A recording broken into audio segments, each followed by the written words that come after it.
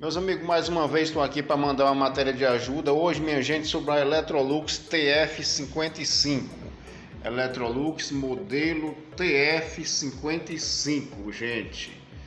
Nova, gente, geladeira nova, já apresentou o defeito. O defeito é vazamento de gás, galera, vazamento de gás.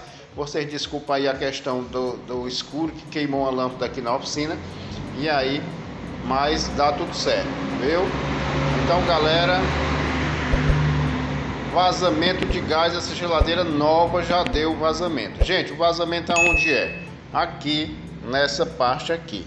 Como a geladeira é nova, eu não posso dizer para vocês que a maioria dos casos vai ser assim, né?